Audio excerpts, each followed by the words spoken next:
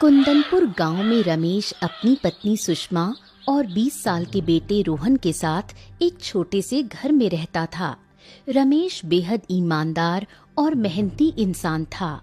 फिर एक दिन माँ माँ तुम कहाँ चली गई हो मुझे छोड़कर? माँ आ जाओ ना माँ। हे भगवान मेरी माँ की रक्षा करना।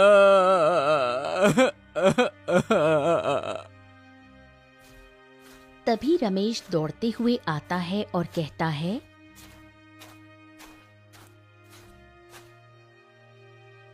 अरे अरे क्या हो गया रोहन बेटा? तुम रो क्यों रहे हो? पिताजी माँ को मैं सुबह से ढूंढ रहा हूँ पर माँ मुझे कहीं नहीं मिल रही। माँ सुबह पानी लेने के लिए गई थी, तब से मैं उन्हें ढूंढ रहा हूँ पर वो कहीं नहीं मिल रही। पता नहीं कहाँ चली गई मेरी माँ। बस बस बस मेरे बच्चे, बस बस बस तुम चिंता मत करो बेटा। मैं तुम्हारी माँ को ढूंढ कर लाता हूँ, है ना? तुम यहीं बैठकर मेरा इंतजार करना। चुप हो जाओ बेटा, चुप हो जाओ। मैं आता हूँ, मैं आता हूँ। पर पिताजी आप अकेले हैं, मैं भी आपके साथ चलता हूँ। नहीं बेटा, अगर तुम्हारी माँ घर पर आई तो कम से कम तुम यहाँ पर रहोगे ना। और देखो शायद तुम्हारी माँ आ जाए, है ना? चलो मैं आता हूँ।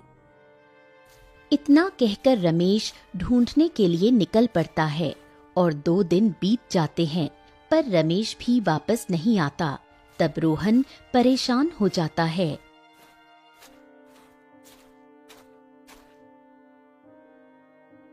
हे भगवान अब पिताजी कहाँ रह गए? माँ पिताजी आप दोनों कहाँ चले गए मुझे छोड़कर? अब मैं कैसे रहूंगा? मैं क्या करूं? कुछ समझ नहीं आ रहा।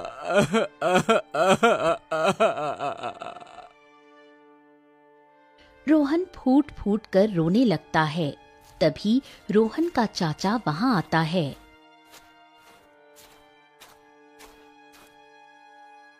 अरे क्या हो गया बेटा? तुम इतना रो काहे रहे हो? हम कई दिन से देख रहे हैं कि भैया और भाभी नजर नहीं आ रहे हैं। कहाँ गए वो? चाचा माँ पिताजी कहाँ हैं? मुझे भी नहीं पता, मैं बहुत परेशान हूँ। ओहो पता नहीं वो लौट के क्यों नहीं आए अब तक। अब ठीक है, लेकिन बेटा रोहन तू चिंता मत कर। अब तू मेरे साथ चल। अब तू यहाँ अकेले नहीं रहेगा। मेरे घर पर तेरी चाची भी है, तू वहाँ आराम से रहना। इस सूने घर में अकेले क्या करेगा? अब ये घर इतना वीरान सा लग रहा है। चल तू मेरे साथ चल। लेकिन चाचा जी अगर माँ पिताजी वापस आ गए तो? ओहो तो तुम यहाँ आकर देखते रहना ना। आ गए तो ठीक है, अच्छी बात है। हाँ ठीक है चाचा। रोहन अपने चाचा के साथ चला जाता है। कुछ दिन बीतते हैं।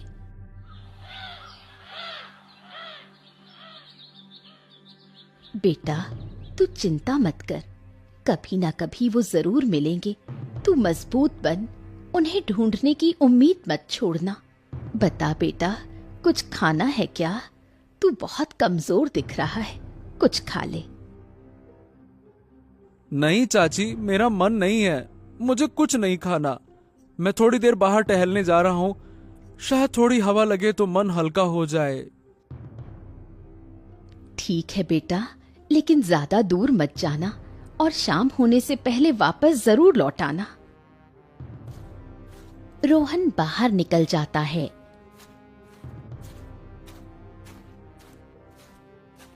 धीरे धीरे जंगल की गहराई में पहुंच जाता है।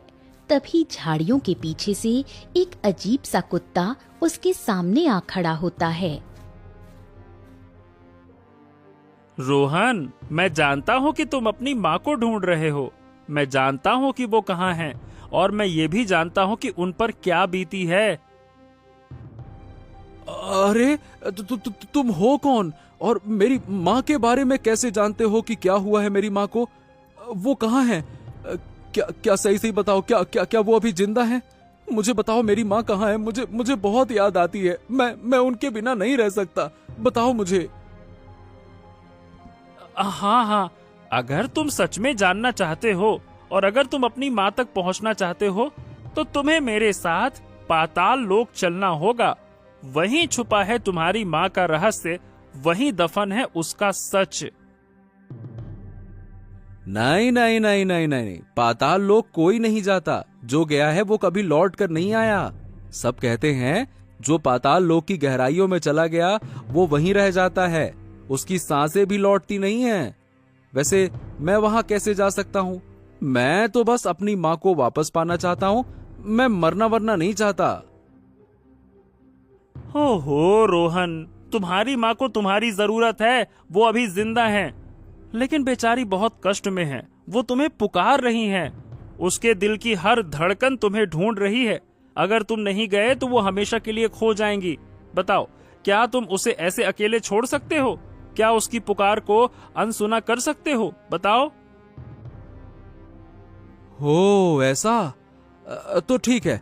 अगर मेरी माँ को मेरी जरूरत है फिर तो मैं किसी भी लोक में जा सकता हूँ। मैं अपने चाचा चाची को कुछ नहीं बताऊंगा। मैं किसी को रोकने का मौका ही नहीं दूंगा। मैं बस किसी भी तरह से अपनी माँ को वापस पाना चाहता हूँ, चाहे मुझे अपने प्राण ही क्यों ना देने पड़े। चलो, मैं तैयार हूँ। तो ठीक है, कल यहाँ आना, इसी जगह पर, ठीक है? हाँ ठीक है। फिर रोहन घर वापस लौटता है।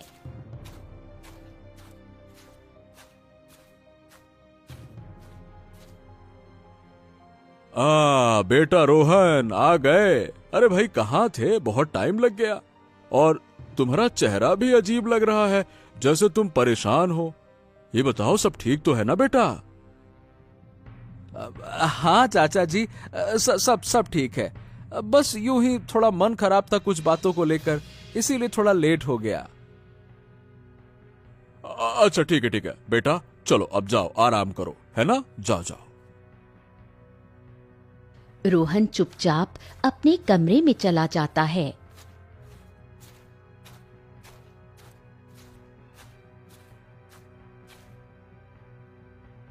सुनिए जी, आपने देखा ना रोहन को? अभी आया है, पर उसकी आंखों में जो डर और बेचैनी है वो साफ छलक रही है, जैसे वो किसी भारी बात को दिल में छुपा रहा है। अरे भाग्यवान, तू भी ना हर बात में शक करती है। अरे भाई बच्चा है, अकेला रह गया है, माँ बाप नहीं रहे तो थोड़ा परेशान तो रहेगा ही ना। एकदम से कैसे हंसता खेलता हो जाएगा? गजब बात करती हो। नहीं जी, आज मेरी ममता मुझे धोखा नहीं दे रही है। ये लड़का कोई बात हमसे छुपा रहा है। मुझे लगता है कि उसे हमारी सच्चाई के बारे में कुछ भनक लग गई है। ओहो, चल ठीक है, अब तू कह रही है तो बात में तो दम होगा। अब ये बता क्या करें फिर? एक काम करो, कल सुबह जब ये निकले तो इसके पीछे जाना और ध्यान से देखना कि ये दिन भर कहाँ जाता है, क्या करता है, किससे मिलता है। ये बहुत जरूरी है, नहीं तो एक दिन ऐसा आएगा कि हम अपने किए पर पछताएंगे। ठीक है, मैं देखूंगा, कल इसका पीछा करूंगा।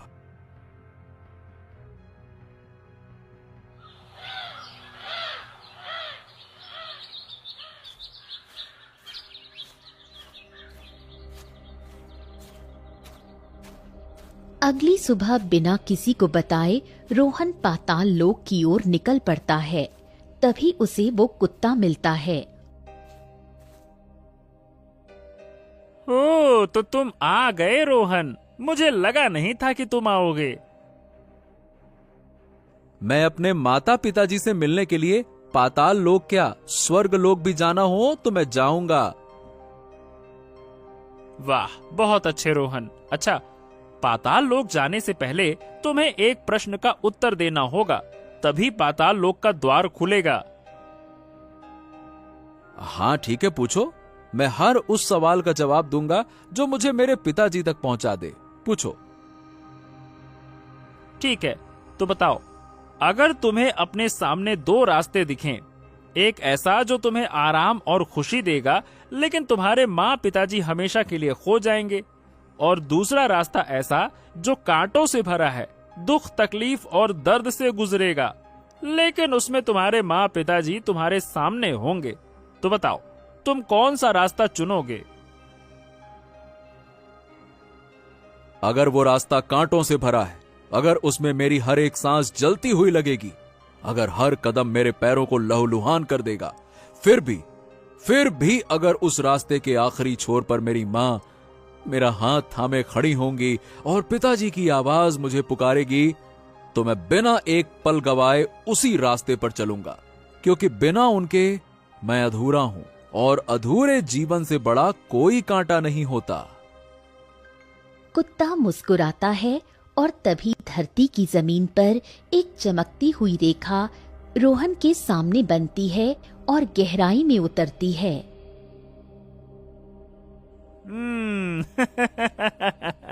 शाबाश रोहन, शाबाश। तुम्हारा उत्तर तुम्हारे दिल की गहराइयों से निकला है। यही जवाब था जो पाताल लोक के द्वार को खोल सकता था। ये रास्ता अब सिर्फ तुम्हारे लिए है। ये तुम्हें पाताल लोक की उस गहराई तक ले जाएगा जहाँ तुम्हारे माँ और पिताजी की सच्चाई छुपी है। पर ध्यान रखना, इस रास्ते में कोई भी तेरा साथ नहीं दे सकता। ठीक है, अब तुम्हें अकेले ही जाना होगा। जाओ। हाँ, मैं जानता हूं कि अब ये सफर मेरा है, लेकिन तुम्हारा साथ मेरे दिल में रहेगा। जाओ जाओ रोहन, तुम्हारी सच्चाई तुम्हारा इंतजार कर रही है, और अपना ख्याल रखना। जाओ। रोहन साहस के साथ उस अंधेरे और रहस्यमय रास्ते में उतर जाता है और पाताल लोक की यात्रा शुरू होती है। चलते चलते वो एक गुफा में पहुंचता है, जहां उसे एक रहस्यमयी तांत्रिक मिलता है। ओ, तो तुम वही लड़के हो जो अपनी माँ के मोह में पाताल लोक चला आया। बहुत साहसी हो तुम, लेकिन यहाँ तक आना ही काफी नहीं है। अगर तुम अपनी माँ से मिलना चाहते हो तो तुम्हें अपने शरीर को त्यागना होगा। हैं? अपने शरीर को त्यागना मतलब क्या मुझे मरना होगा? क्या मैं फिर कभी लौट नहीं सकूंगा? क्या मैं फिर कभी अपने घर को नहीं देख पाऊंगा? चाचा चाची को नहीं देख पाऊंगा क्या? हाँ, लेकिन अगर यही रास्ता है माँ से मिलने का, तो ठीक है, मैं तैयार हूं, क्योंकि मेरे लिए इस जीवन का कोई अर्थ नहीं अगर उसमें मेरी माँ नहीं है। सोच लो बालक, एक बार ये निर्णय ले लिया तो फिर लौटने का कोई मार्ग नहीं बचेगा। ये अंतिम सांसों की डगर है, सोच ले। हाँ, मेरी सांसें मेरी नहीं है, मेरी जिंदगी भी मेरी नहीं है। जब मां ही नहीं है तो इस शरीर का बोझ लेकर क्या करूंगा मैं? अब बस मां से मिलना चाहता हूं और बस एक बार उन्हें गले लगाना चाहता हूं। मैं तैयार हूं। तांत्रिक आंखें बंद करता है और मंत्र बुदबुदाता है। ओम नमः कालाय शक्तये नमः।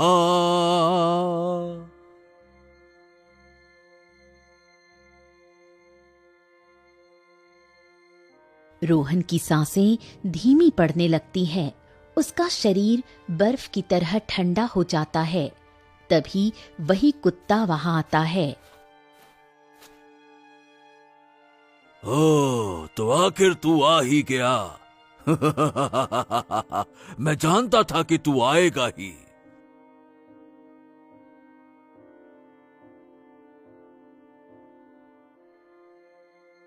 हैं तुम? अरे तुम तो जिन बन गए। अरे ये क्या हो रहा है?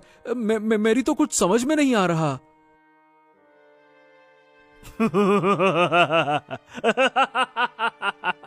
यही तो मेरी चाल थी और तुम हमारे जाल में फंस चुके हो। अब तुम चाहो भी तो इस जाल से निकल नहीं सकते।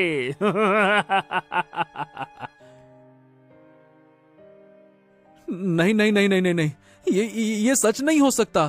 तुम तो मेरी मदद कर रहे थे। तुमने ही तो कहा था कि मेरे माँ पिताजी को ढूंढोगे। तुम्हारे माँ बाप ही तो मेरे रास्ते का सबसे बड़ा रोड़ा थे। मैं उन्हें मारना चाहता था 10 साल पहले ही, लेकिन वो बच गए। और उस दिन मैं जिस शक्ति को हासिल करना चाहता था, वो शक्ति आज तुम्हारे अंदर है। और ये कुत्ता, ये मेरा वफादार जिन है। लेकिन मैंने तुम्हारा क्या बिगाड़ा है? मैंने तो कुछ नहीं किया, फिर तुमने हमारे साथ ऐसा क्यों किया? अरे भाई रोहन, मैं तो मजबूर था। मुझे इस कुत्ते की योनि से मुक्ति चाहिए थी, इसीलिए मैंने तांत्रिक का साथ दिया। वरना सही बताऊं तो मेरा तुमसे कोई बैर नहीं है और ना ही मैंने तुझे कभी कोई नुकसान पहुंचाना चाहा। मुझे छोड़ दो, मुझे छोड़ दो, मुझे जाने दो। मुझे अपने माँ पिताजी को ढूंढना है। आ, आ, आ, आ, आ, आ। रोहन का शरीर ठंडा होने लगता है, उसका दिमाग सुन्न पड़ने लगता है।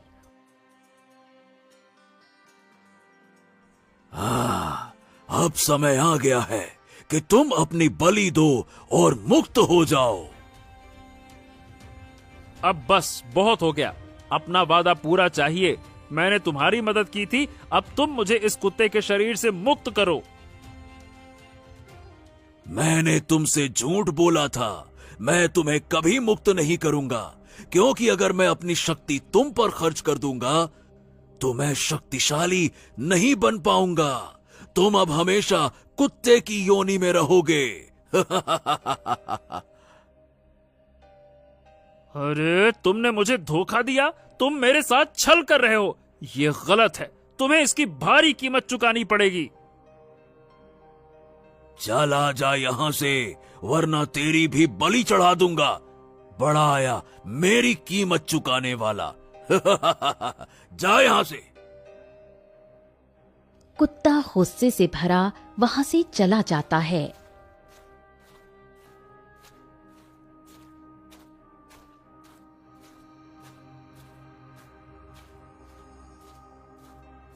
तांत्रिक, ये तो तुम्हें बहुत महंगा पड़ेगा। मैं तुम्हारे इस धोखे का बदला जरूर लूंगा।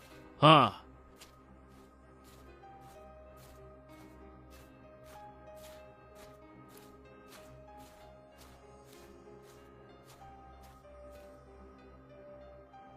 अरे जी देखिए, घर के दरवाजे पर एक कुत्ता आ गया है। जल्दी इसे भगाइए, नहीं तो पूरा आंगन गंदा कर देगा ये। पता नहीं कहां से आ गया है। आजकल तो बड़े भयानक रोग भी होते हैं ऐसे जानवरों से।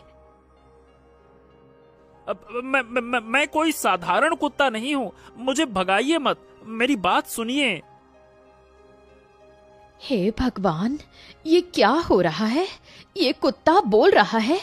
अजी देखिए ना, मेरी आंखों के सामने कोई सपना तो नहीं चल रहा। मैं कुछ अजीब देख रही हूँ। अरे क्या हो गया भाग्यवान, काहे इतना जोर जोर से चिल्ला रही हो?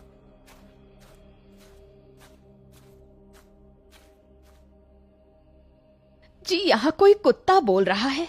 वो बोल रहा है सच में, देखिए तो सही। अरे ये कैसे हो सकता है? कोई कुत्ता भला बोल कैसे सकता है? मैं कोई साधारण कुत्ता नहीं हूँ, मैं एक जीन हूँ जिसे श्राप के कारण कुत्ते की योनि मिली है। मैं यहाँ रोहन के लिए आया हूँ, मुझे आपकी मदद चाहिए। क्या बात कर रहे हो? क्या हो गया रोहन को? वो ठीक तो है ना? अरे जल्दी चलिए, रोहन पाताल लोक में है, एक तांत्रिक के कब्जे में। जल्दी चलिए, नहीं तो वो उसकी बलि चढ़ा देगा। चलिए। अरे तू ये क्या कह रहा है? ये सब हुआ कैसे और तुझे ये बात कैसे पता चली?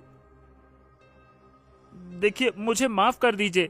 मैं पहले तांत्रिक के बहकावे में आ गया था और उसने वादा किया था कि वो मुझे इस श्राप से आजाद कर देगा, पर उसने धोखा दिया और मुझे भगाकर छोड़ दिया। अब मैं सब कुछ सही करना चाहता हूँ। चलिए जल्दी से।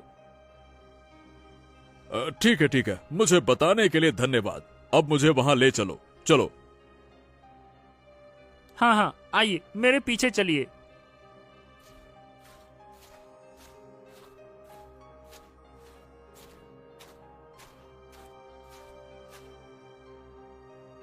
देखिए, ये पाताल लोक का गेट है।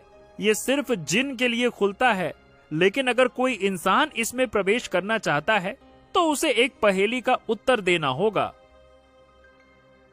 अब हाँ हाँ ठीक है, मैं उत्तर दूंगा। बोलो क्या पहेली है। वो क्या है जो खुद नहीं चलता पर दुनिया को चलाता है? न उसका आकार है न उसका रंग, फिर भी सब उसे पहचानते हैं। बताओ वो क्या है? हाँ, वो है वक्त। गेट तेज रोशनी के साथ खुल जाता है और चाचा अंदर पाताल लोक में प्रवेश करता है तो देखता है रोहन बेहोश पड़ा है। अरे रोहन, ये क्या हो रहा है बेटा? अब तुमने ये क्या किया? अपने प्राणों की आहुति देने क्यों चले आए? अरे क्या तुम पागल वागल हो गए हो क्या? क्या तुम्हें जरा भी अपनी जान की कीमत का अंदाजा नहीं है क्या? हैं? चाचा, जब से माँ गई है, जब से पिताजी मुझे छोड़कर कहीं खो गए हैं, मैं हर रात बस यही सोचता रहता हूँ कि क्या मैं कभी उन्हें फिर से देख पाऊंगा, क्या कभी फिर से उनकी गोद में सर रखकर सो पाऊंगा, रो पाऊंगा। मैंने ये सब सोचकर ही ये कदम उठाया था चाचा, लेकिन इस तांत्रिक और उसकी ये मायावी कुत्ते ने मिलकर मुझे धोखा दिया है। हाँ रोहन बेटा, अगर अब भी तुम में थोड़ा सा भी धैर्य और थोड़ी सी भी साहस है तो मेरी बात सुनो। और अब मैं तुम्हें वो बताने जा रहा हूं जो शायद तुम्हारी आत्मा को झकझोर देगा, पर यही सच्चाई है बेटा। तुम्हारी माँ और पिताजी को मैंने मारा है। हाँ बेटा, मैंने अपने इन्हीं हाथों से उन्हें खत्म कर दिया। क्या कहा चाचा? नहीं नहीं नहीं नहीं, ये नहीं हो सकता। भला आप मेरे माँ पिताजी को क्यों मारेंगे? आप तो उनके भाई थे ना। फिर भला कोई अपने भाई और भाभी को इस तरह से कैसे मार सकता है? चाचा, आप इतने बेरहम कब से हो गए हो? हाँ बेटा, तुम्हारी माँ कोई साधारण औरत नहीं थी। वो एक दिव्य शक्ति की अधिष्ठात्री थी। वो रोशनी थी अंधेरे के बीच की, वो अच्छाई थी बुराई से लड़ने वाली। और तुम्हारे पिताजी भी उसी मार्ग पर चलने वाले एक सत्य वीर थे। और इस तांत्रिक ने वर्षों पहले तुम्हारी माँ की शक्तियों को कैद करने की चेष्टा की थी, और जब वो असफल हुआ तो उसने मुझ पर ऐसा तंत्र किया कि मेरे हाथ उनके खिलाफ उठे। पर तुम्हारी माँ और पिताजी को जब यह ज्ञात हुआ तो उन्होंने खुद अपने प्राण न्यौछावर कर दिए ताकि इस दुनिया से अच्छाई की रेखा समाप्त ना हो। उन्होंने खुद कहा था कि मैं अगर उनके हाथों मरूं तो वो शक्ति अगली पीढ़ी यानी तुम में प्रवाहित हो जाएगी। और अब यही तांत्रिक तुमसे वो शक्ति छीनना चाहता है। वो तुम्हारे रक्त की आहुति लेकर इस संसार से रोशनी मिटाना चाहता है बेटा। चाचा, अब तो सब खत्म हो गया। मैं तो मरने ही वाला हूं। अब कौन बचाएगा इस दुनिया को? हाँ, अब तो कोई आस भी नहीं बची। अब तो अच्छाई की हार निश्चित है। नहीं नहीं नहीं नहीं नहीं, बिल्कुल नहीं बेटा, अभी सब खत्म नहीं हुआ। देखो, ये सफेद हीरा लो, इसे अपनी आंखों के सामने रखो। ये तुम्हारी माँ की दृष्टि का प्रतीक है। ये पवित्र है, ये सच्चाई का तेज है, और तुम्हारी आंखों में जो विश्वास है वो इस तांत्रिक के अंधकार को भस्म कर सकता है। तुम ही वो अंतिम दीपक हो जो इस अंधेरे को समाप्त कर सकता है। अब देर मत करो, इस हीरे को उठा लो और देखो उसकी आंखों में। देखो।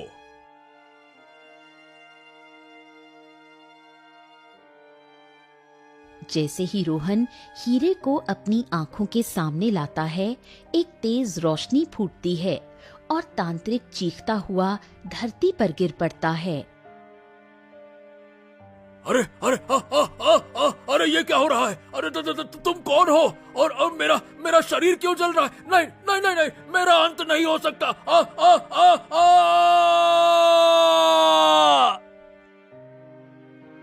तुम्हारी वजह से मेरे भैया भाभी इस दुनिया में नहीं रहे। तुम्हें जीने का कोई हक नहीं। रोहन बेटा, इस पर अच्छे से नजर डालो और इसको जलाकर भस्म करो। फिर रोहन तांत्रिक को देखने लगता है। जिस वजह से तांत्रिक वहीं जलकर तड़पकर मर जाता है। मुझे माफ कर दो रोहन, मेरी वजह से तुम्हारी जान खतरे में पड़ गई थी। कोई बात नहीं, और आज तुम्हारी वजह से मेरी जान भी तो बच गई। ठीक है, अब मेरा श्राप टूट चुका है, तो मैं अब अपने लोक वापस जा रहा हूँ और तुम्हें भी अपनी शक्तियों से पाताल लोक से बाहर निकाल देता हूँ। फिर जिन अपनी शक्तियों से रोहन और उसके चाचा को उसकी दुनिया में भेज देता है।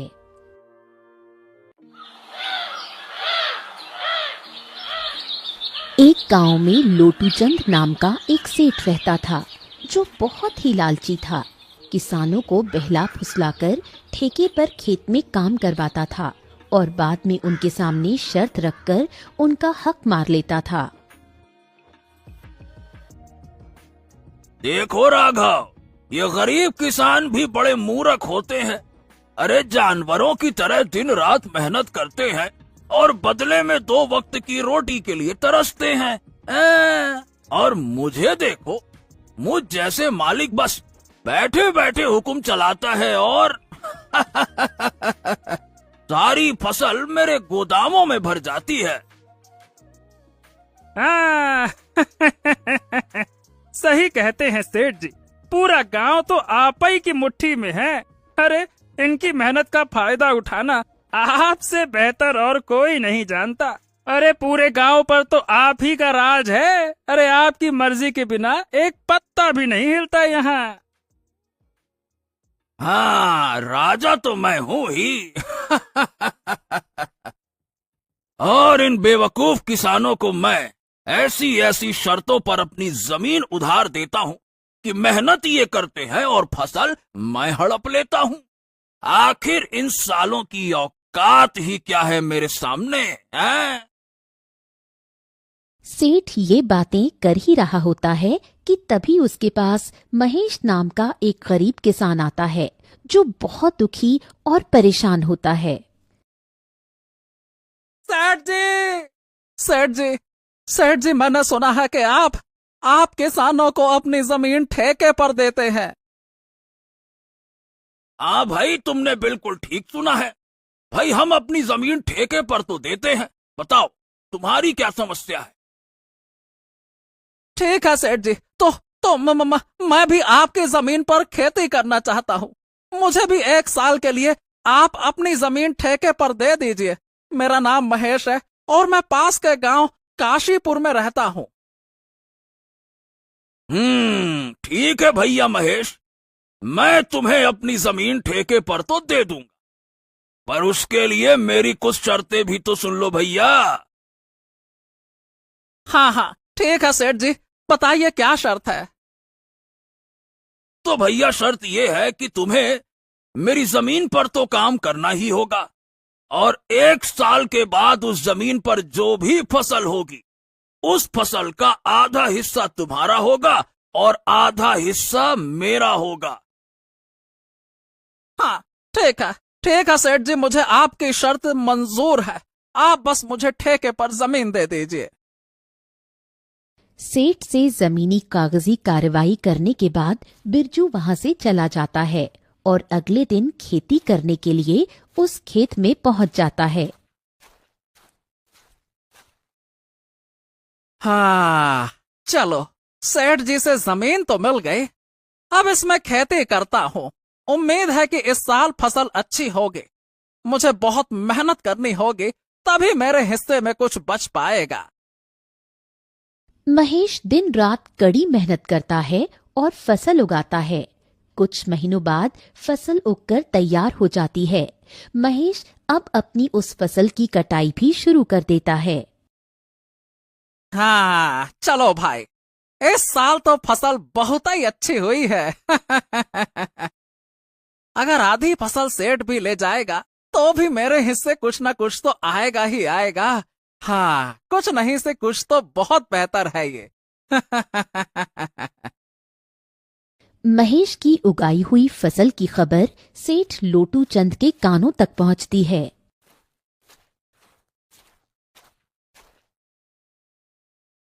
अरे सेठ जी, अरे सेठ जी, सुनते हो क्या? अरे आज महेश अपने फसल की कटाई कर रहा है और इस साल तो महेशबा की फसल बहुत ही अच्छी हुई है। हाँ। क्या बात कर रहे हो, सच में? अरे वाह, ये तो बहुत अच्छी खबर है कि आज महेश फसल की कटाई कर रहा है। चलो चलो भैया, चलकर देखते हैं कि क्या हाल है।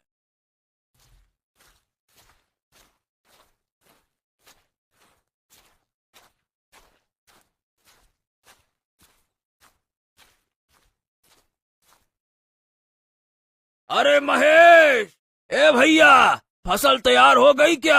हाँ, इस बार तो तुम्हारी फसल वाकई बहुत अच्छी लग रही है। वाह वाह वाह, बहुत मेहनत किया है तुम। धन्यवाद धन्यवाद। बिल्कुल सही कहा सेठ जी। इस बार मैंने धान की फसल लगाई है और काफी मेहनत करने के बाद इतनी अच्छी फसल हुई है। अब तो मैंने कटाई भी शुरू कर दी है। अरे भैया, ये तुम्हारी मेहनत वहनत से नहीं हुआ है। अरे ये तो हमारी उपजाऊ जमीन का कमाल है। हाँ? अरे तुम्हारी मेहनत हो या न हो, फसल तो इस जमीन पर होगी ही होगी। ये बात तो ठीक है सेठ जी, लेकिन खेत भले ही उपजाऊ हो, लेकिन अगर वहां मेहनत नहीं होगी तो फसल कैसे होगी? मैंने बहुत मेहनत की है इस पर, तब जाकर ऐसी फसल हुई है। हाँ हाँ, ठीक है ठीक है, ज्यादा मत बोल। और सीधी बात है, मेहनत तो किराए के मजदूर भी करते हैं। मेरी बात ध्यान से सुन, असली कमाई का हकदार वही है जिसकी जमीन है। और शर्त के मुताबिक अब जल्दी से मेरे हिस्से की आधी फसल निकाल, ताकि मैं यहां से जाऊं। मुझे और भी काम है, समझा क्या?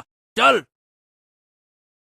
ये कहकर सेठ महेश से अच्छी अच्छी फसल लेकर चला जाता है और खराब फसल महेश के पास छोड़ देता है, जिसे देखकर महेश मायूस हो जाता है। हाँ, यह क्या है? अरे इतनी मेहनत करने के बाद बस इतनी सी फसल, वो भी बेकार फसल मेरे हिस्से आई है। अरे धिक्कार है, ऐसी जिंदगी पर धिक्कार है। आखिर कब तक दूसरों के इशारों पर मैं नाचता रहूंगा? भगवान, अरे मेरी सुन रहे हो कि नहीं? कब मेरी अपनी जमीन होगी भगवान? महेश इसी तरह अपनी जिंदगी काट रहा था। कुछ महीनों बाद महेश का बेटा मोहन, जो शहर पढ़ने के लिए गया था, अब वापस गांव आ जाता है। गांव आने पर जब उसने गांव का नजारा देखा तो उसे बहुत दुख हुआ।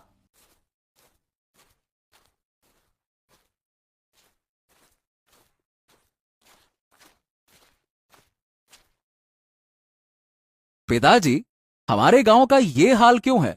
सभी लोग दुखी और परेशान नजर आ रहे हैं। आखिर बात क्या है? बेटा, इस गांव में किसानों की यही किस्मत है। सेठ लोटू चंद जैसे लोग हमारी मेहनत का फायदा उठाते हैं। मेहनत हम करते हैं और फल सेठ लोटू चंद जैसे लोग खा जाते हैं। हमारे पास ना तो अपनी जमीन है, ना अधिकार। बस मेहनत करते हैं और बेटा भूखे रह जाते हैं। यही लगता है हमारी नियति है। किसानों की ये स्थिति सुनकर मोहन बहुत दुखी हो जाता है और गुस्से में आ जाता है। बस पिताजी, बस बस बस करिए। अब आप चिंता मत कीजिए। अब ये अन्याय और नहीं चलेगा। आज से मैं खेती करूंगा और उस लालची सेठ लोटू चंद को उसी की शर्तों में उसकी चालाकी का जवाब दूंगा। अब उसे समझ में आएगा कि उसका पाला किससे पड़ा है।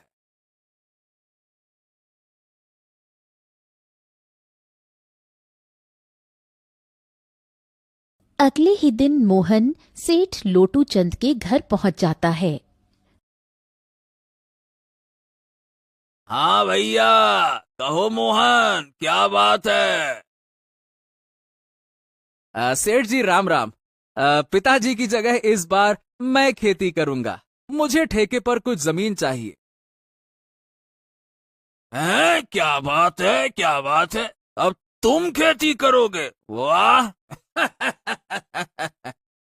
अरे बेटा, जाओ जाओ जाओ, अभी तुम्हारे अंदर इतना दम नहीं है बेटा। कि तुम खेती कर पाओ। देखो ऐसा है बेटा कि पढ़े लिखे लड़के ना खेती के नाम पर गधेड़े साबित होते हैं, समझे क्या? अरे नहीं नहीं सेठ जी, आप ऐसा मत बोलिए। मैं पढ़ा लिखा हूं, लेकिन हूं तो किसान का बेटा ही ना। खेती किसानी मेरा धर्म है। हाँ, खेती किसानी मेरा धर्म है तो ठीक है, चल मान लेता हूं मैं भी कि खेती किसानी करेगा। वैसे भी आजकल काम ही क्या कर रहा है, सब पढ़ लिख कर ऐसे ही बेरोजगार तो घूम रहे हैं, तो खेती किसानी ही सही है ना। चलो भैया ठीक है, करो तुम खेती किसानी ही करो। आपका आपका बहुत बहुत धन्यवाद सेठ जी, जो आपने इतनी कृपा की। अरे बस बस, धन्यवाद बाद में दे देना, पहले भैया मेरी नियम और शर्तें तो सुन लो। हाँ हाँ बिल्कुल सेठ जी, बताइए क्या शर्त है आपकी।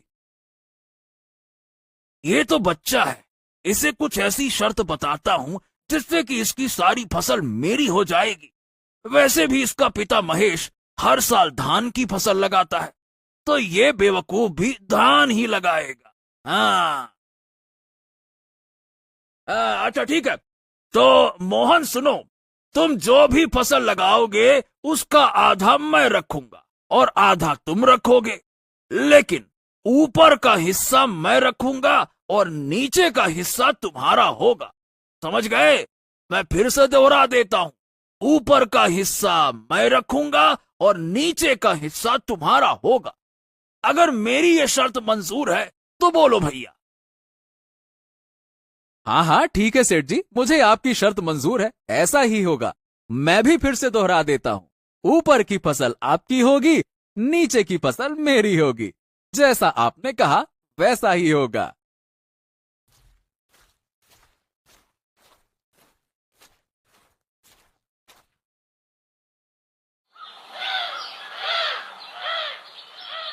अगले दिन से मोहन खेतों पर काम करना शुरू कर देता है। मोहन ने इस बार धान के बदले आलू की फसल लगाई और कुछ महीने बाद फसल तैयार हो गई। आलू की फसल बहुत ही अच्छी हुई। अब मोहन खेत से आलू निकालने लग जाता है। फसल की खबर मिलते ही सेठ लोटू चंद मोहन के पास पहुंच जाता है।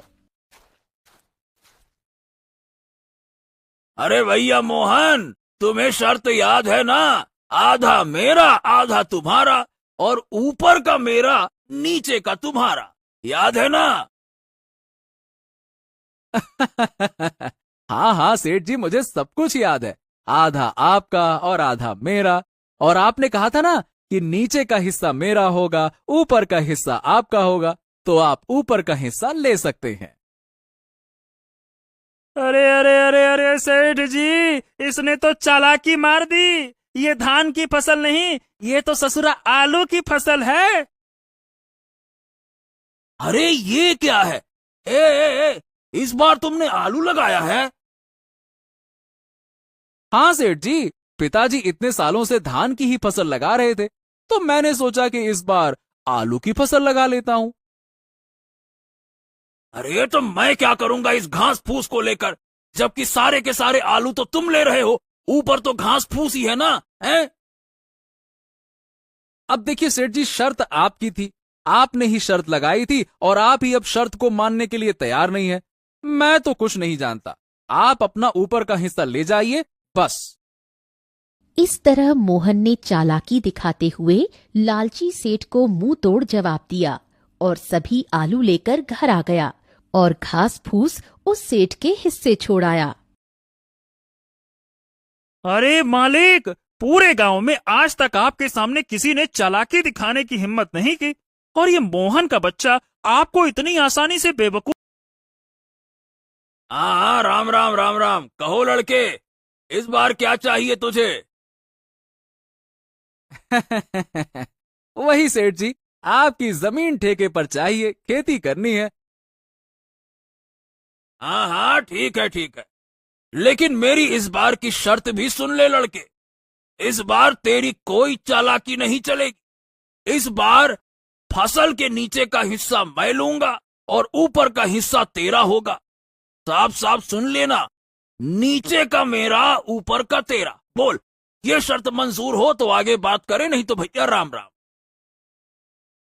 अरे अरे, काहे की राम राम सेठ जी, मुझे मंजूर है आपकी शर्त। इस बार ऊपर का भाग होगा मेरा और नीचे का भाग होगा आपका। मंजूर है। इस तरह मोहन सेठ से बात करने के बाद घर आ जाता है और इस बार दोबारा खेती करने की तैयारी में जुट जाता है। मोहन इस बार गेहूं की फसल लगाता है और कुछ दिनों बाद फसल काफी अच्छी उग जाती है। अरे वाह वाह वाह वाह वाह, इस बार तो गेहूं की फसल खूब लहलहा रही है। मजा आ गया। अब आने दो उस सेठ को, फिर से ऐसा मजा चखाता हूं ना कि मजा ही आ जाएगा उसको। कुछ दिन के बाद सेठ मोहन के पास आता है। जैसे ही सेठ गेहूं के खेत पर पहुंचा, उसका दिमाग चकराना शुरू हो गया। अरे रे रे रे रे रे रे रे रे, ये क्या? इसने तो इस बार गेहूं की फसल लगा दी। अरे रे रे रे रे रे रे, जितना मैं सोच रहा था ये लड़का तो उससे कहीं ज्यादा होशियार निकला। हाँ? अरे राम राम, नमस्ते सेठ जी, नमस्ते नमस्ते। कैसे हैं आप? हाँ देखिए सेठ जी, इस बार मैंने गेहूं की खेती की है और देखिए आपकी शर्त के मुताबिक इस फसल के ऊपर का हिस्सा मेरा होगा और नीचे का हिस्सा आपका होगा, जैसा आपने कहा था। इस तरह मोहन ने अपनी होशियारी से सेठ लोटू चंद को दोबारा बेवकूफ बना दिया और सेठ एक बार फिर से धोखा खाकर आग बबूला हो गया। अरे मालिक, उस छोटे से बच्चे का दिमाग तो देखिए। आप जैसे इतने बड़े चालबाज को दो दो बार बेवकूफ बना गया। ये क्या हो रहा है मालिक? अरे मैं उसको बच्चा ही समझ रहा था और उस बच्चे ने तो मुझे बेवकूफ ही बना दिया। आने दो, इस बार फिर उसको बताता हूं कि सेठ लोटू चंद किसे कहते हैं। मोहन ने गेहूं की कटाई की और सारी फसल अपने घर ले आया और उस फसल का कुछ हिस्सा उसने गांव के जरूरतमंद लोगों में बांट दिया। मोहन और उसका पिता महेश दोनों ही बहुत खुश थे। कुछ दिनों बाद फिर से फसल उगाने का समय आया। हाँ चलो, आज उस सेठ के साथ दोबारा मुलाकात करता हूं और इस साल भी ठेके पर जमीन लेकर फसल उगाता हूं। देखता हूं इस बार शर्त में वो सेठ कौन सा खुरापाती दिमाग लगाता है। चलो। ये सोचकर मोहन उस सेठ के पास दोबारा पहुंच जाता है। अच्छा, तो तुम मुझसे मिलने के लिए फिर से आ गए। अब क्या खेल खेलना चाहते हो मेरे साथ? देखो बच्चे, ज्यादा होशियार बनने की कोशिश मत करना। मेरा भी नाम सेठ लोटू चंद है। ऐसा लोटा घुमाऊंगा ना कि तुम्हारी दुनिया घूम जाएगी। अरे मैं कहाँ होशियारी सेठ जी, आप कैसी बातें करते हैं। मैं तो एक किसान का पढ़ा लिखा बेरोजगार बेटा हूँ। होशियार तो आप लोग हैं जो गांव के गरीब किसानों की मजबूरी का फायदा उठा रहे हैं। ए, अपनी जबान को लगाम दे लड़के, कुछ भी मत बोल, समझा क्या? हाँ, जिस काम के लिए आया है वो बात कर। यहाँ ज्ञान बघारने की जरूरत नहीं है, समझा? बता क्या काम है? सेठ जी, चलिए काम की बात करते हैं। तो मुझे इस बार भी आपकी जमीन ठेके पर चाहिए। बताइए इस बार आपकी क्या शर्त है? हाँ, तो अब आया ना मुद्दे की बात पे। तो शर्त तो है, और तू खुद को बड़ा होशियार समझता है ना बच्चे। चल, तो इस बार फसल के नीचे का और ऊपर का हिस्सा मेरा होगा और बीच का हिस्सा तेरा होगा। अब बोल, अगर ये शर्त मंजूर है तुझे तो हाँ बोल, नहीं तो रास्ता नाप। अरे अरे अरे, ऐसे कैसे रास्ता नापूं? मुझे बिल्कुल मंजूर है आपकी शर्त।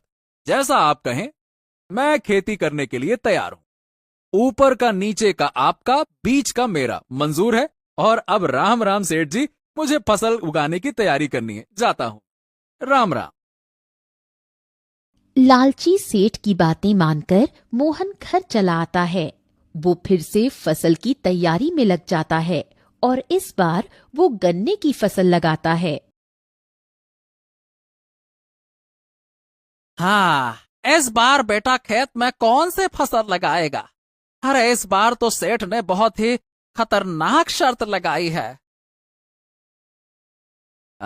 पिताजी, वो सेठ लोटू चंद है तो मैं भी पढ़ा लिखा होशियार हूँ। इस बार मैंने गन्ने की खेती की और फसल बहुत जोरदार हुई है और इस बार आमदनी भी बहुत अच्छी होगी। अरे वाह वाह बेटा, ये तो तुमने बहुत तेज दिमाग लगाया। तुम ऐसे ही मेहनत करते रहो। बहुत अच्छे, बहुत अच्छे।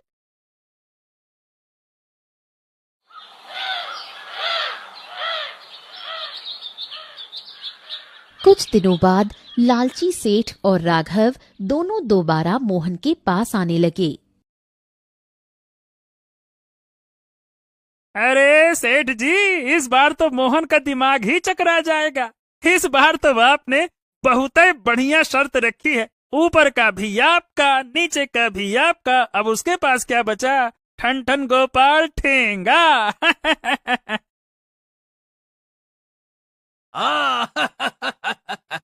बिल्कुल सही कहा राघव। इस बार मैंने अपने दिमाग का 200% उपयोग किया है। अरे ब्रह्मास्त्र छोड़ा है, सीधा ब्रह्मास्त्र। अब देखता हूँ वो कैसे धराशायी नहीं होता है। इस बार वो मोहन का बच्चा समझ जाएगा कि उसका पाला किससे पड़ा है। चलो। इस तरह दोनों बातें करते हुए खेत के पास पहुंच जाते हैं और जैसे ही वो खेत पर पहुंचते हैं, अरे रे रे रे सेठ जी, ये मोहन तो आपका भी बाप निकला। देखो जरा, उसने इस बार कौन सी फसल लगाई है? ये क्या है? अरे रे रे रे, ये क्या? इसने तो गन्ने की फसल लगाई है। अरे ससुरा, अब बताओ भला, ऊपर का और नीचे का हिस्सा मेरा होगा और बीच का हिस्सा उसका होगा। अरे रे, मतलब इस बार भी मेरे हिस्से झाड़ फूस घास फूस यही आएगा। अरे इस बार भी मैं बेवकूफ बन गया। साला, मान गए इस किसान के बच्चे को, भाई मान गए।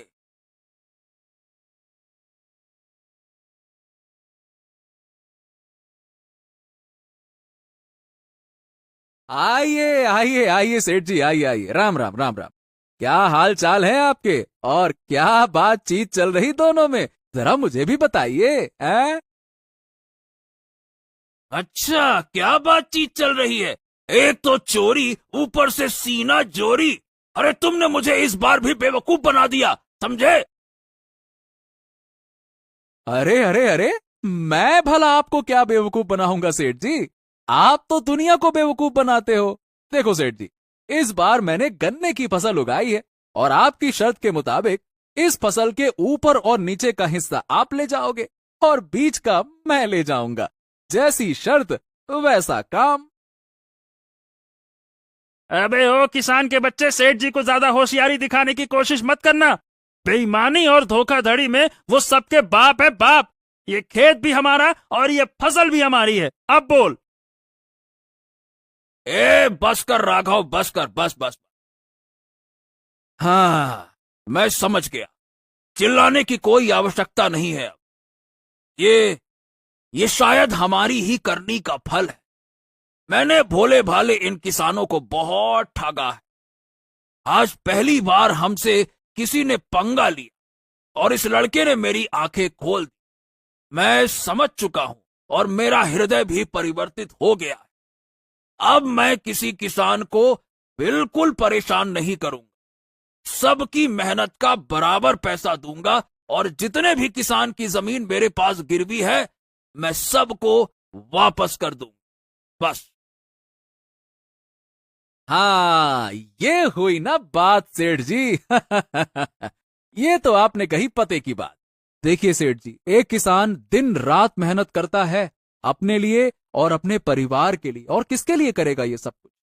ना तो कभी वो अच्छे कपड़े पहन पाता है, ना ही कभी अच्छा खाना खा पाता है। दिन रात दूसरों का पेट भरने के लिए वो अपना पेट काटकर मेहनत करता है। न गर्मी देखता है, न ठंडी देखता है, न बरसात, बस वो मेहनत करता है। इसीलिए इनको तरसाना ठीक नहीं है सेठ जी। इनका हक तो इनको मिलना ही चाहिए ना, है ना? इस तरह मोहन अपनी मेहनत और चतुराई से उस लालची सेठ को सही रास्ते पर ले आया और सेठ ने सभी किसानों की जमीन और पैसा उनको वापस कर दिया। उस दिन के बाद उस गांव के सभी किसान खुशी खुशी रहने लगे। दोस्तों, कहानी अच्छी लगी हो तो वीडियो को लाइक जरूर करें और ऐसी ही मजेदार कहानियों के लिए इस चैनल को सब्सक्राइब करना बिल्कुल न भूलें। तो मिलते हैं एक और अनोखी कहानी में। तब तक स्वस्थ रहें, मुस्कुराते रहें।